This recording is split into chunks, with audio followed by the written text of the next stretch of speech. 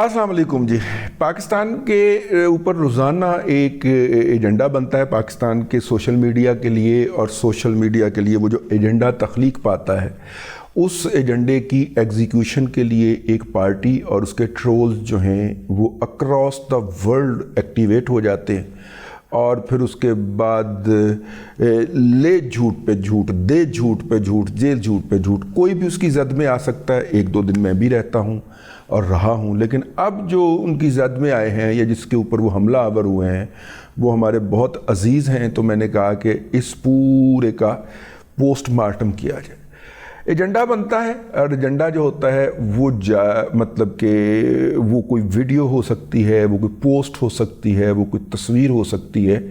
तो अमेरिका या लंदन में बैठे हुए जो इनके रहनुमायान हैं, आदिल राजा हो गए, मुईद पीरज़ादा हो गए, वो वजाहत एहसन खान हो गया, ठीक है, शहबाज गिल नॉर्मली अवॉइड करता है कि वो फिर पता चल जाता है कि एजेंडा पार्टी का है तो वो अवॉइड करता है। लेकिन ये बाकी जितने भोंपू हैं ना, ठीक है, साबर शाकर हो गया, ये जितने पीटीआई के एजेंट हैं ये इस बात को सर्कुलेट करते हैं, और उनके सर्कुलेट होते ही एकदम जैसे लगता है कि आग लग गई है और पूरे सोशल मीडिया के ऊपर बया हो जाती है। मैं उसकी एक आपको ज़िंदा मिसाल, छोटी सी मिसाल अगर हालिया दिनों के अंदर आपने नोट किया होगा तो आपके जहन में होगी, मैंने कहा आपके मैं जहन में ताज़ा कर देता हूँ। मरियम नवाज साहिबा जाती हैं जलसा करने के लिए शदरा।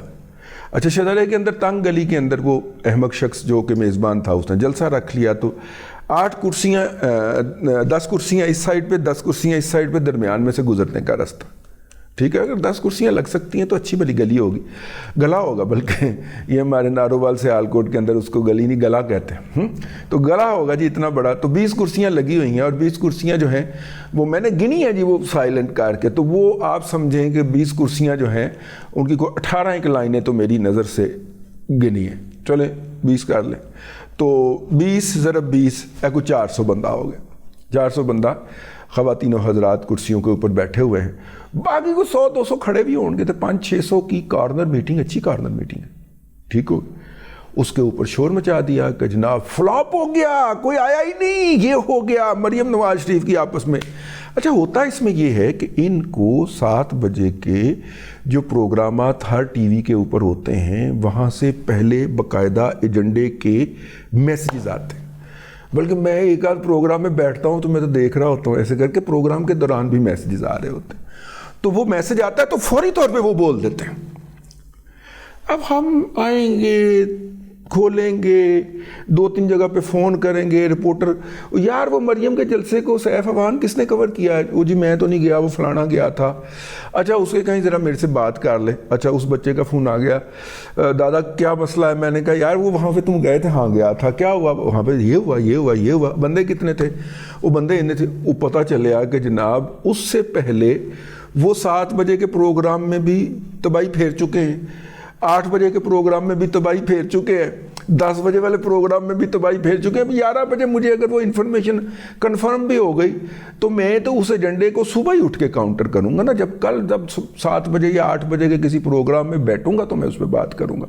उतनी देर में वो मेरा फिक्रा जो है कि जितनी देर में सच अभी जूते ढूंढ रहा होता है, झूठ पूरा मोहल्ला फिर के वापस आ चुका होता, ठीक है। ये है वो ऑर्गेनाइजेशन जो पाकिस्तान की पाक फौज ने बना के पीटीआई को 5वीं पुश्त की दोगली अबलागी जंग के नाम पे दी थी, और जो आपको इस वक्त नजर आती। एनी हाउ, अच्छा उसके बाद क्या हुआ जी? उसके बाद जनाब अब PMLN ने जोर लगाना था कि अगला जो हमारी कॉर्नर मीटिंग हो लाहौर में वो भरपूर हो, तो फिर उन्होंने जोर लगाया तो कॉर्नर मीटिंग के अंदर वाह सारे बंदे आ गए।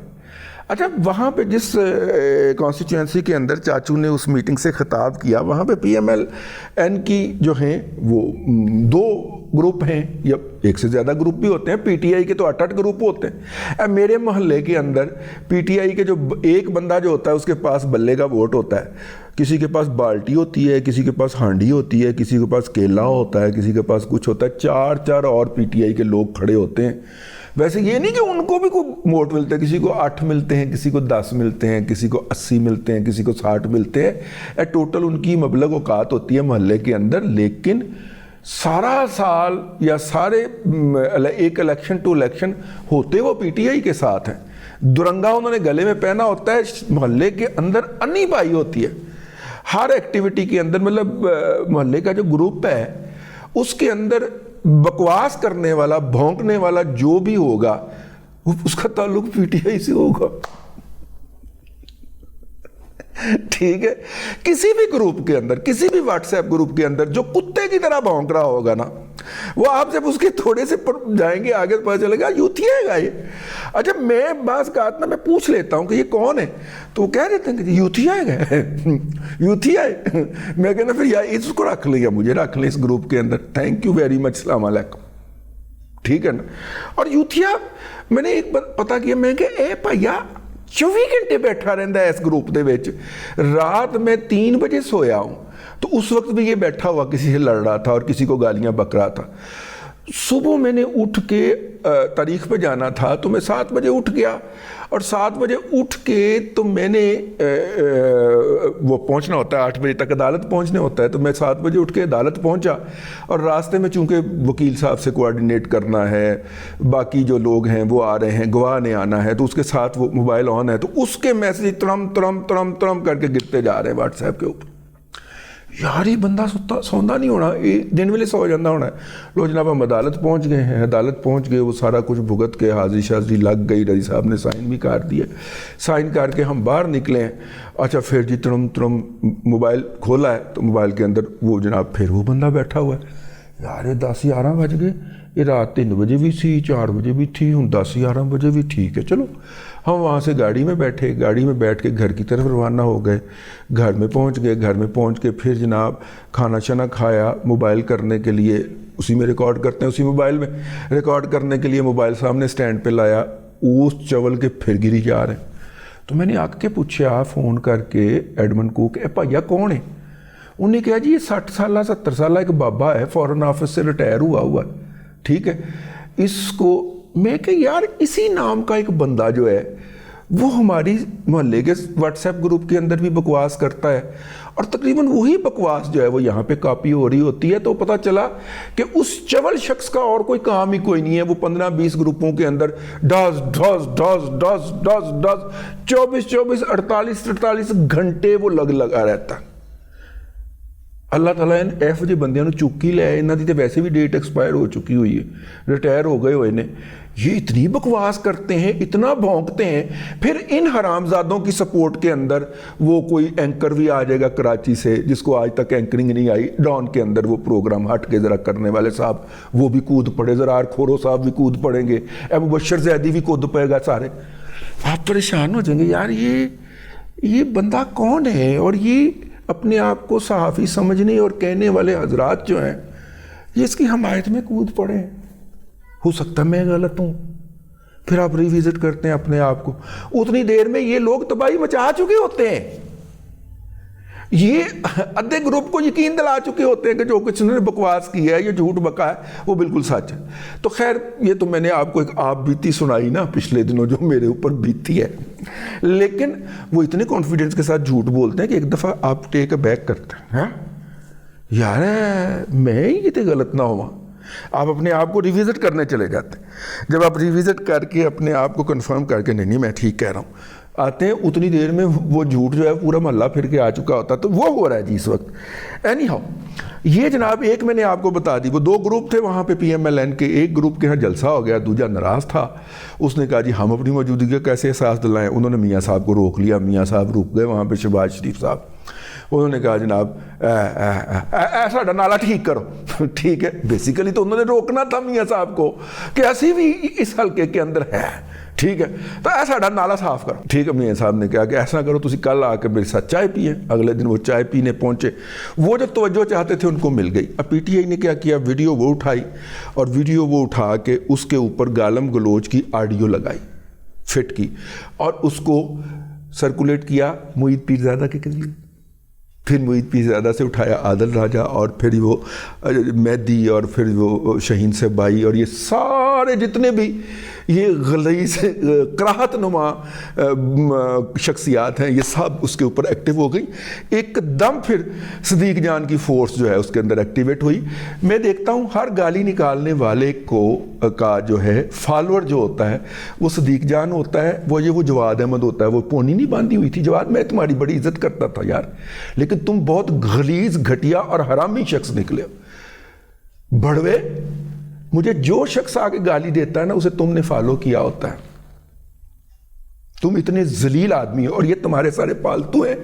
ٹھیک ہے، میں اس کو تو گالی کے قابل بھی نہیں سمجھتا نا. وہ صدیق جان جو ہے وہ جس دن کبھی اس نے زیادہ اوقات سے باہر ہونے کی کوشش کی، ساتھ میں شعیب کو بٹھا لوں گا. اور شعیب کون ہے یہ اس کو پتا ہے صدیق جان کو. ٹھیک ہے نا. پھر میں اس ہائی وے ریسٹ ہاؤس کالونی کی اس بیٹھک تک پہنچوں گا لے کے اس کو لیا کے. ٹھیک ہے، لیکن جواد میں تمہیں معقول آدمی سمجھتا تھا یار. سروسز کے اندر جانے کے بعد کچھ تھوڑی سی اخلاقی تربیت ہوتی ہوگی. تم تو بہت ہی گھٹیا اور ذلیل ہو یار. اور تم جب نیوی میں رہے ہوگے تو وہاں پہ کیا کرتے ہوگے گھٹیا آدمی. مجھے جو شخص گالی بکتا ہے اور غلیظ سے غلیظ گالی بکتا ہے اور مطلب اسے بلاک کرتے ہوئے میرے کانوں کے روئیں تک تپ جاتے ہیں، اس کو جواد نے فالو کیا ہوتا ہے. بہت ہی ذلیل آدمی ہو یار تم. ٹھیک ہے نا. مطلب کہ لوگ تو شہباز گل کی ولدیت کے بارے میں اظہار کرتے ہیں. میرا خیال ہے آپ کی ولدیت شہباز گل سے زیادہ مشکوک ہے. بہرحال جی وہ جناب اللہ آپ کا بھلا کرے، انہوں نے وہ جب تک پی ایم ایل این یہ ثابت کرتی کہ یہ ہوا تھا اس وقت تک پروگرام بھی ہو چکے تھے ٹی وی کے اوپر. سپیڈ بہت ہے ان کے پاس، آرگنائزیشن بہت ہے. ہر میڈیا ہاؤس کے اندر ہر پروڈیوسر تو ان کے اوپر لگا ہوا ہے.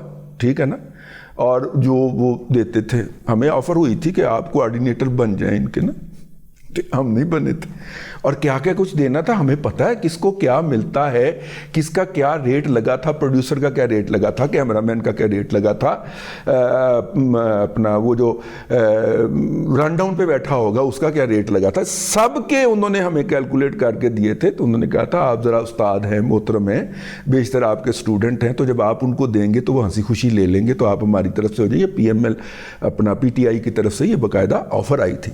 خاک صاحب نے ہاتھ جوڑ کے معذرت کی تھی کہ میں انہیں ساری عمر پڑھاتا رہا ہوں کہ بیٹا یہ رشوت نہیں لینی، یہ غلط گریٹیچیوڈ نہیں کرنا. آج خود ہی لے کے ان کو پہنچ جاؤں کہ hello P T I the coverage S جلسے، اور یہ ایک جلسے کے لیے تھا by the way. Any how انہوں نے فائنینشیل انٹرسٹ جوڑے ہیں نا لوگوں کے، اسی لیے تو لوگ جان دینے کے اوپر اترے ہوئے ہیں. ٹھیک ہے. یہ ہمارے پنڈ تھان کے اندر جو لڑائیاں ہوتی ہیں وہ کس بات پہ ہوتی ہیں کہ اس نے میرا پانی روکا ہے. پانی روکنے کا مطلب کیا ہوتا ہے؟ یعنی اس نے میرے فائنینشیل معاملات پہ ہرٹ کیا. ٹھیک ہے نا. بات جاتی ہے واپس وہیں تک. میرے آقا نے حکم نہیں دیا تھا، انہوں نے کہا تھا بس ذرا گھوڑے پاس سے گزارنے. ٹھیک ہے نا. ابو جہل کے، ابو لہب کے اور سفیان کے بعد میں رضی اللہ تعالیٰ عنہ ہو، لیکن ان کا جو مال جو گزر رہا ہوگا نا مدینہ کے پاس سے، بس اس کے پاس سے گھوڑے ذرا تیز تیز کر کے گزار دینے. تو وہ مرنے مارنے پہ اتر آئے تھے، 3 گنا فورس لے کے حملہ آور ہو گئے تھے. ٹھیک ہے نا. اب مشرکین مکہ، کفار مکہ، ان کا وہ والا تھرس ذرا ایکویٹ کریں پی ٹی آئی کے ساتھ، آپ کو اس میں کتنی خوفناک حد تک سملیرٹی نظر آئے گی. کیا وہ میرے آقا صلی اللہ علیہ وسلم کے لیے حجب نہیں پڑھتے تھے؟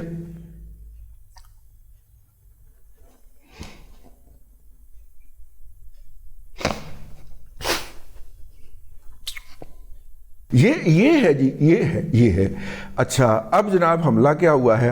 دوسرا حملہ ہوا ہے ججوں کے اوپر. 2 بینچ تھے کے اندر جج تھے، سردار طارق مسعود صاحب اور منصور علی شاہ صاحب. میں دونوں کو ذاتی طور پہ جانتا ہوں. منصور علی شاہ صاحب تو اس کو تو اس وقت سے جانتا ہوں جب وہ وکیل ہوتے تھے، بڑے پپو قسم کے کمپیٹنٹ وکیل ہوتے تھے، اور مطلب یونیک قسم کے موضوعات کے اوپر ان کی پٹیشنیں ہوتی تھیں. تو ظاہر رپورٹر کو یونیک قسم کے موضوعات کے اوپر رپورٹ پٹیشنز کی ضرورت ہوتی ہے تو ہم ان کی خدمت میں حاضر ہوتے تھے.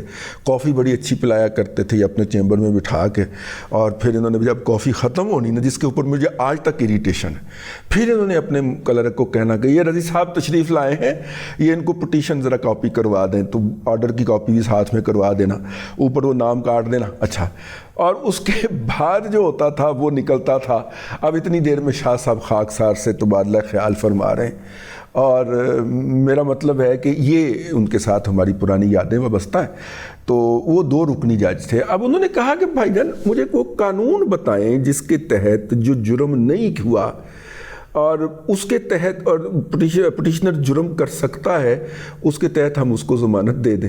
تو پھر الٹے پاؤں بھاگ گئے لطیف کھوسہ صاحب. اب یہ جو ایک شکست ہوئی ہے اور پوری طرح جو ان کا نیکسس تھا عمر عطا بندیال کے ساتھ ان نام نہاد وکلا کا, جن میں سے ایک فروڈیا جو ہے ہیوی ویٹ گینڈا وکیل جو ہے وہ لندن میں خود ساختہ پناہ گاہ میں بھی بیٹھا ہوا ہے, تو وہ بے نقاب ہونے کا خطرہ ہوا تو فوری طور پہ اٹیک کیا گیا.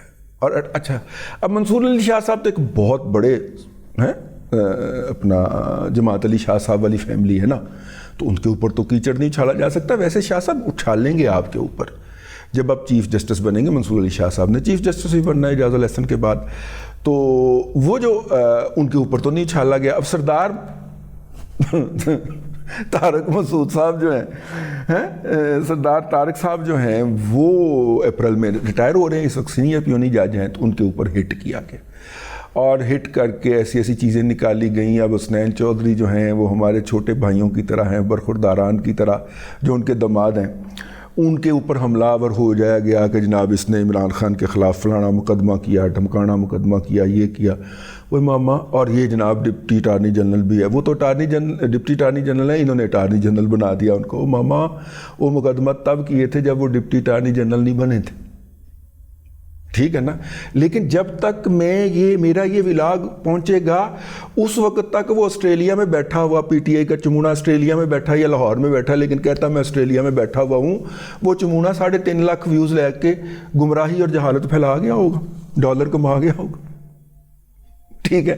تو حسنین چودھری صاحب, ہم آپ کے ساتھ جناب سینہ تان کے کھڑے ہوئے ہیں, ہم آپ کو بہت اچھی طرح جانتے ہیں. یہ تمام مقدمات جن کا الزام انہوں نے آپ کے اوپر لگایا ہے, یہ سارے کے سارے اس وقت ہوئے تھے جب آپ نے یہ آفیشیل پوزیشن نہیں لی تھی, ٹھیک ہے. تو بہرحال یہ اس طرح کے حملے کرتے ہیں اور روزانہ کی بنیاد کے اوپر 1 سے زائد حملے کرتے ہیں. اور نواز شریف نے جب آنے کا اعلان کیا, روزانہ یہ والا ٹرینڈ چلاتے ہیں کہ نواز شریف نہیں آ رہا, نواز شریف کی بولتی بند ہو گئی, نواز شریف نے اپنے الفاظ واپس لے لیے, روزانہ یہ ولاگ کرتے ہیں.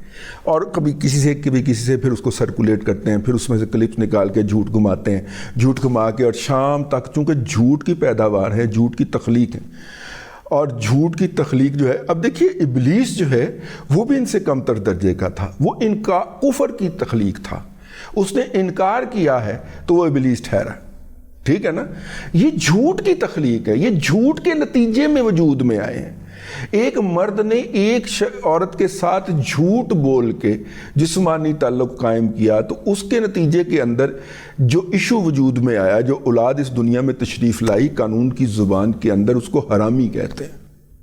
یہ وہ نسل ہے, ان کی بنیاد ہی جھوٹ کے اوپر رکھی گئی ہے. اس لیے یہ جھوٹ کھا کے اور جھوٹ پی کے اور جھوٹ سونگ کے یہ پرورش پاتے ہیں, ملٹی پلائی ہوتے ہیں. بہرحال جھوٹ کی ان پیداواروں کا پیچھا ہم اپنی چھوٹی سی ننھی منی تلوار کے ساتھ جاری رکھیں گے. اب تک کے لیے اتنا ہی. اگلے ولاگ کے اندر پھر حاضری ہوگی. اللہ تبارک و تعالی آپ کو آسانیاں عطا کرے اور آسانیاں خلق خدا میں تقسیم کرنے کی توفیق عطا کرے.